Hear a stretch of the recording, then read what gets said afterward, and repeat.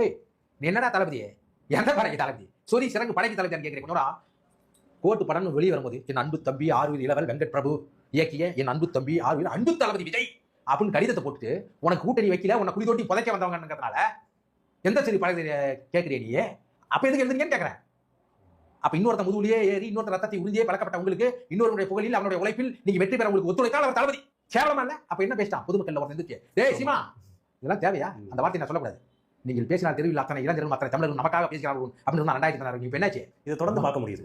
அதாவது சீமான் பேசிட்டு இருக்கிறப்ப ஒரு 2-3 மீட்டிங்ல உட்கார்ந்து இருக்கிறவங்களே டென்ஷன் ஆகி பேசுறத ஏன்னா மாறி மாறி பேசி விஜயகாந்த் அவர்கள் அப்படிதான் பேசினேன். ஏன்னா எந்த கேப்டன் இல்லை டேய் நல்ல கண்ணுடைய கால் கட்டை விரலுக்கு நீ வரைய நான் அதே ஒன்ன கேட்கிறேன். நீ நல்ல கண்ணுடைய கால் கட்டை விரலுக்கு நான் அந்த வார்த்தை சொல்லக்கூடாது. ஏன்னா உங்க நாள் பழகினா அண்ணா இன்னமும் நினைக்கிறேன். அது சீமானுடைய கண்ணில் அந்த பயத்தை பார்த்த பாருங்க. நானு அந்த ஆள் சத்தனோட பார்த்து அப்படி ஃப்ரீஸ் ஆயிட்டாரு. பயங்கிறது வீரங்கிறது என்னன்னா புரியுது. கமல் சார் பேசிப்பாரு பயம் இல்லாத மாதிரி நடிக்கிறது. இது நடிக்கவே வரல. ஏன்னா ஒரு கோலை என்றும் வீரனாகி விட முடியாது. அதெல்லாம் உள்ளுக்குள்ள இருக்கணும். அப்படி பயம் ஏன் நீங்க தப்பா பேசினா சிந்திச்சுதான் பேசணும். சிந்திச்சதெல்லாம் பேசுற சீமான்.